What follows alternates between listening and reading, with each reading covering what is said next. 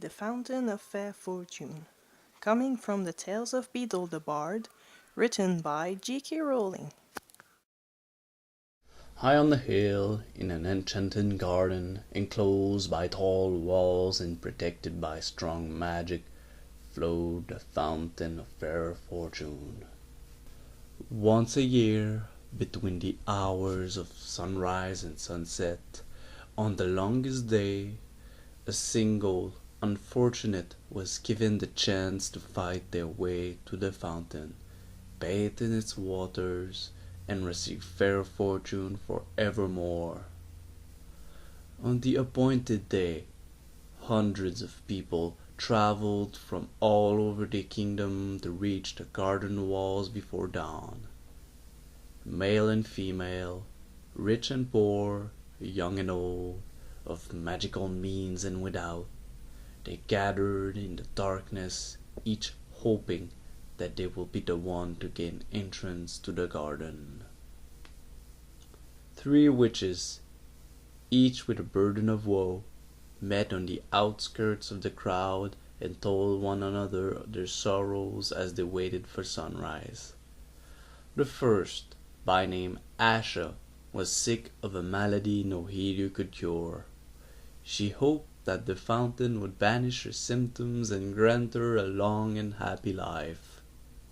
The second, by name Elfida, had been robbed of her home, her gold, and her wand by an evil sorcerer. She hoped that the fountain might relieve her of her powerlessness and poverty. The third, by name Amata, had been deserted by a man whom she loved dearly, and she thought her heart would never mend.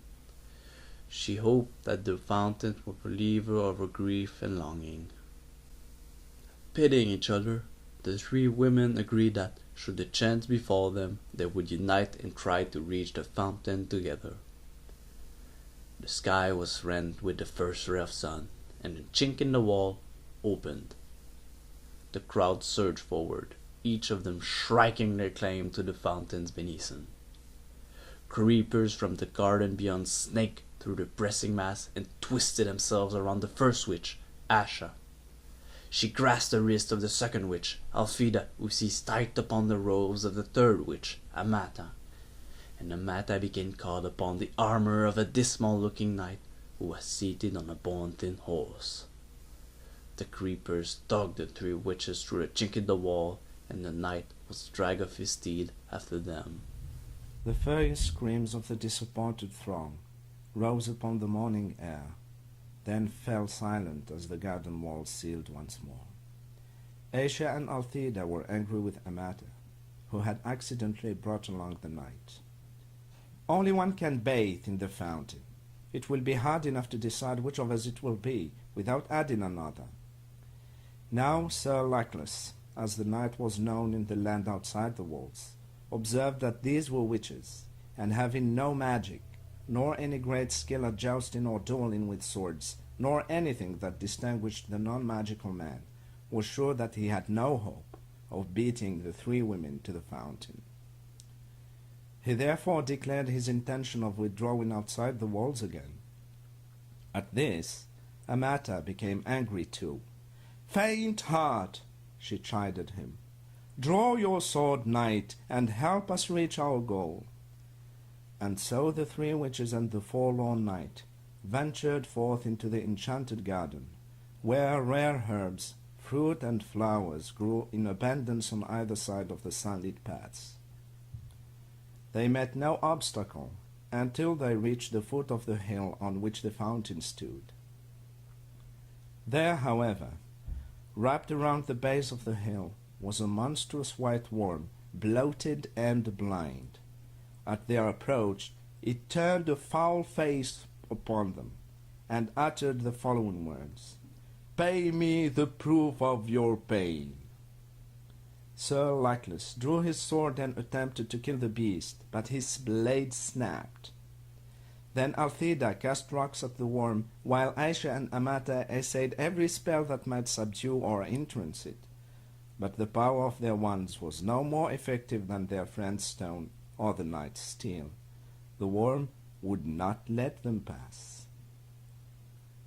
The sun rose higher and higher in the sky, and Aisha, despairing, began to weep.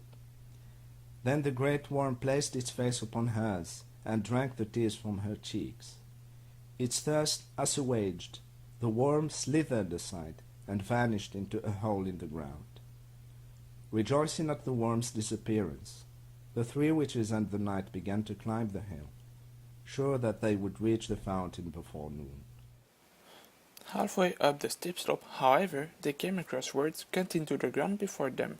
"Pay me the fruit of your labours."